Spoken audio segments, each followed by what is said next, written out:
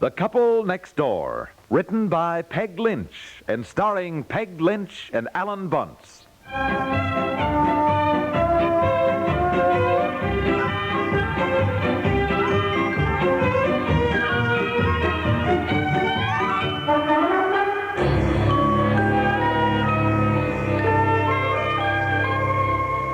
Well, hi, where you been? Oh, I'm sorry, dear. It is late. I was downtown shopping with Elner, looking for baby clothes. Oh, well, I got home early. Thought I'd better mow the lawn. You must be starved. I'll start dinner right away. No, I'm okay. I was kind of hungry when I got home, and you weren't here, so I knew it would be some time before dinner. Anyhow, I finished up the hash that was left in the refrigerator. Oh, well, hash? Wasn't any leftover hash? Oh, well, whatever it was. Oh, it must have been the rest of that chili I had for lunch yesterday. I opened a can, some new kind. I didn't like it at all. Oh, I thought it was good. Did you? Well, how's the lawn look? Very nice. What baby clothes did you buy? Well, actually, I decided not to buy too much until I looked over the boxes we have in the attic of Betsy's things. Yeah. I saved most everything she had, shirts and wrappers and all that. I thought maybe you might bring the boxes down for me and I could look them over. Well, all right. You want me to do it now? Well, if you're through with the lawn, fine. Yeah, might as well do it before it gets dark. Easy to find things in the attic. Mm-hmm. Where's Betsy? Down at the Kendalls, as usual. She came home long enough to get her bicycle, said hi, and then off she went again. I bet. I told her to go there after school because I'd be downtown shopping. Oh, say, what about Betsy's baby bed? Well, what about it? Well, I let Doris Crenshaw take it about 3 years ago. I've never gotten it back. Oh, well, call her up and tell her you want it back. You didn't give it to her, did you? No, of course not. Well, all right, just call her up and tell her we'll be needing it again. What's the problem? Well, you'd have thought she'd have brought it back without being asked. Well, she didn't. I hate it when people borrow something from you, then you're the one who has to call and ask them to return it. I mean, you're the one who feels funny. I don't know why you should feel funny at all. Now, look, I'm going up in the attic and get the boxes of baby clothes. You get on that phone and call Doris. What'll I say? Tell her you want the baby bed back. Now, go on. Don't be so darn silly.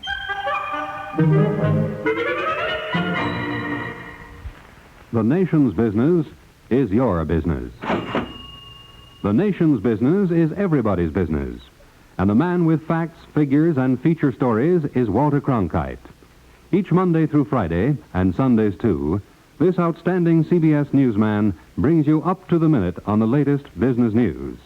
On Saturdays, your reporter is Bill Downs. Hear them both over most of these same stations. Well,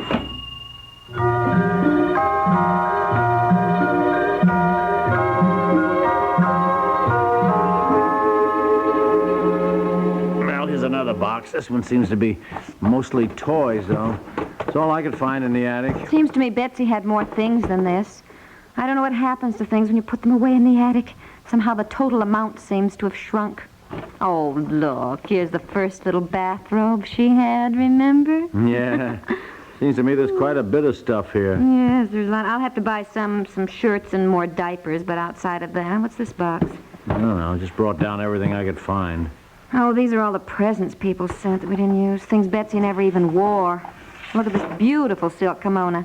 I never even dared put it on her for fear she'd ruin it. All these silk bonnet and jacket sets. Now, really, that's such a waste of money to buy things like that for a baby. Well, for dressing up and taking the baby someplace, I suppose. All these beautiful little embroidered dresses she hardly wore. And some more shirts and sweaters under here, I think. Well, I better just make a list, I guess. You started dinner? Yes, put the potatoes on. Man, I think I'll sit down for a well-deserved rest and read the paper. All right, dear. Oh, here's the teddy bear you bought her, remember? Uh-huh. She never played with it much at all. Looks new. I think that was the first thing you ever brought home to her. Yeah. Boy, I was so crazy about my teddy bear when I was little. I thought she'd like one, Did she even look at it? That's about all. Golly, I dragged my teddy bear with me everywhere I went when I was little. Couldn't even get to sleep without it. Betsy had that old blanket she hugged, do you remember? Still liked it. I could hardly get it away from her long enough to get it washed once a week. Yeah. Well, let's see what's in the news today. Oh, did you call Doris? No. Should be another box with all the formula bottles in it. Why not? I don't know. I will. I was trying to think what to say. Honestly, honey, what's the matter with you? Call her up and simply tell her you want the baby bed back. Well, it isn't as simple as that. Why not? To begin with, Doris asked to borrow the bed for 2 months until she got one from her sister. Well, actually, I forgot about it because we'd gotten Betsy a regular bed then, and I Guess it was almost a year before I suddenly remembered Doris still had it. Well, why didn't you say something then? Well, I hated to call and just ask her to return it. After all, at the time, we weren't expecting another baby, and I didn't have any good reason for asking for it back. You had the best reason in the world. The bed belonged to us. Yes, but you know how people are. When you ask them to return things, they get a little miffed. Why should Doris get a little miffed, as you put it? Now, why? Well, I don't know, and I know she will. You'd say she's kept it for 3 years. Seems to me anybody's got a right to be miffed. It's us. I know, but I know that's what'll happen, and I'll be apologizing for asking for it. Now, boy, I wouldn't apologize. I'd just say I want it back, and that's that. Now, why don't you call? Me? Why? Well, it'll sound better anyhow. I mean, you're a man. What's that got to do with asking for a baby bed back? Well, you could call, you see, and ask when you could pick it up. Look, they borrowed it. The least they can do is bring it back themselves. Well, I'm not going to ask them to do that, although you're right, they should. Darn right they should. Now, look, just get on that phone. Tell Doris we're expecting an addition to the family. She knows that. All right, just say that we're going to be needing the baby bed now. Is that so awful? Oh, no, of course not. Just embarrassing. Man, I don't know what's so embarrassing about it. It's our baby bed. Seems to me they're the ones who ought to be embarrassed, keeping the darn thing for 3 years. Trouble is, after you let somebody keep something for 3 years, it looks as though you gave it to them. Oh, call her up. Boy, you make such a to-do over nothing. Look, Doris has always been a close friend. You've always gotten along fine with her. She'll understand. Well, I hope so. Well. Even at that, it's always awkward to ask for something back. Well, I'll call her. Call her. I am. Gee, I don't know why people don't return things when they borrow them. Always, operator, give me Walnut 6655, please. Yeah, well, that's always the way. And it was in perfect condition when I let her take it. I hope she's taking care of it. That's all I... Hello? Doris? Hi. Oh, fine. I know. Well, I drove past your place with Eleanor, but it was so late we didn't stop. And Oh, your garden looks lovely, dear. Uh-huh. Get to the point. Uh-huh. No, nothing special. We were just talking and saying it's been so long since we saw you and George. We must get together. I know. Uh-huh. Come over sure. some night and bring the baby bed. Look, just ask her for it. Yes. Oh, Doris, before I forget it, we were talking about the baby bed, and we couldn't remember what had happened to it. And I suddenly remembered. I said, I think Doris borrowed it. Oh, for heaven's sake. Well, I feel terrible we haven't picked it up. Well, we thought maybe it was in your way. Tell her we want it back. Uh-huh. Oh, no, Doris, that's quite all right. You didn't mean that at all. No, it was just, we happened to mention the baby bed, that's all. Find out what time tomorrow I can pick it up. Hold on, Doris. Wait, what is the matter with you? Ask her. Doris? Yes, it was. Yeah, well, he did say he was wondering if it would be convenient for you if he stopped by tomorrow and picked it up sometime. Oh, no, Doris, whatever time is convenient for you. Yeah. Oh, I see. I'm sorry, but we will sort of be needing it. Oh, yes. All right, Doris. Goodbye. Well, she didn't like it one bit. What do you mean she didn't like it? It's our bed. What'd she say? She acted very funny, and she said tomorrow would be most inconvenient to pick it up. She'd call us back. Boy, how do you like that? Well, honestly. Dinner ready? I'm hungry. Oh, hi, it's hungry. yo. No, not yet, Betsy. What's all this? Oh, these are all your baby things. What are you going to do with them? Well, I'm looking them over for the new baby when it arrives, dear. Is it going to wear my things? Well, you can't wear them anymore, honey. Are you going to give the new baby my teddy bear? Why, Betsy, you never even played with that teddy bear. Yes, I did. It was my favorite. Oh, now don't drag everything out of the boxes, Betsy. Well, I better go finish getting dinner, I guess. Oh, honestly, I've got to feed Brownie, too. Now, Betsy, please leave all those baby clothes alone. We don't want them all over. Dinner now in about 15 minutes. Daddy, this teddy bear is mine. I don't want you to give it to the new baby. No. We're not going to be selfish, are we? Well, maybe you aren't, but I am. Oh, is that so? You get it, dear. All Promptly, right. Doris. You make arrangements to pick up the bed. All right, boy, I don't know why they can't bring it back. I think it's a heck of a note myself. Yeah, I think I'll mention that. Hello? Yeah. For heaven's sakes! You didn't eat the chili. You know what you ate? Just a second, will you? What did you say? Hold on a second, will you, Doris? Dear? Hold on, just... Oh, is it Doris? Yes, Oh, it is. well, go on, talk to her. When you're through, I've got something to tell you, dear.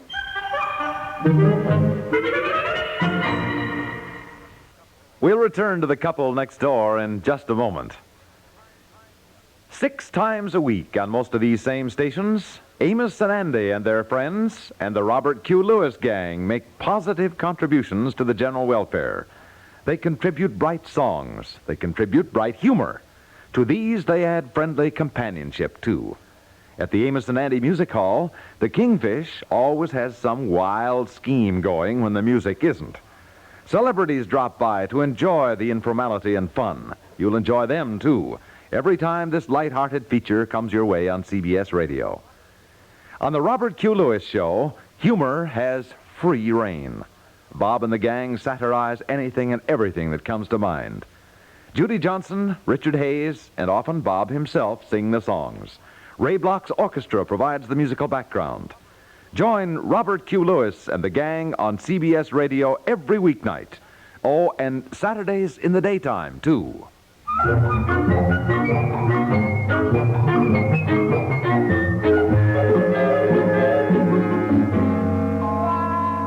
For heaven's sakes, don't carry on so it won't kill you. Why do you keep the dog's food in the refrigerator? So it won't spoil. I open a can, and what I don't give him, I put in a plastic jar and keep it on the bottom shelf of the refrigerator. You know that. What did it taste like, Daddy? Daddy said it was very good. I thought it was hash of some kind. Oh, look, other people have eaten dog food by mistake, and it hasn't killed them. Well, of course it won't kill me. It's the idea, that's all. Well, if you would feed the dog once in a while, you'd know about the food. When you brought him home, you and Betsy were going to have all the care of him. Oh, you'd feed him, you'd take care of him. All right. Well, where's a can of it so I can see what I ate? It should tell on the label. Right up there in the cupboard. Oh, golly. What I'm more interested in is what Doris said. What do you mean she gave the bed to somebody else? That's what she said. She suddenly remembered. She said that as soon as she tracks it down, she'll call us. Well, that's nice. She lends our baby bed to somebody else. Oh, fresh horse meat. Gee, that makes me mad. Makes you mad. I'm the one that ate it, for Pete's I'm sake. talking about Doris. Horse I've got a meat. notion to call her back and tell her what I think of her. Listen to this. Listen. Cracked barley, soybean oil, fresh ground bone, crude fiber, crude protein, ash. Ash? What does that mean? Ashes? Oh, I don't know, dear. If it's good for dogs, it's probably good for you. Now, just what do you mean by that? Oh, nothing. Now, what do you mean, Jessie? I just meant it can't hurt humans. Nah. Now, stop fussing. Really, I think Doris had a lot of nerve giving somebody something that belonged to us to somebody else. It isn't right. It isn't right for you to give my teddy bear to the new baby either, Mommy. What? Oh, dear.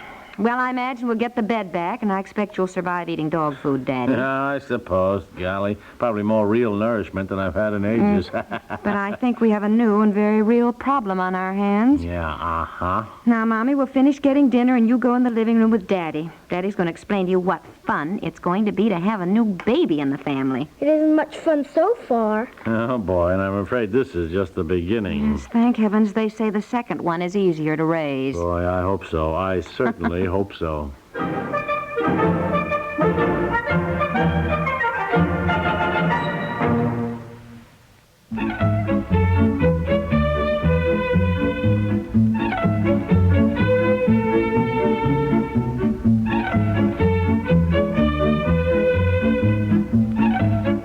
The Couple Next Door is written by Peg Lynch and stars Peg Lynch and Alan Bunce with Francie Myers as Betsy and is produced by Walter Hart.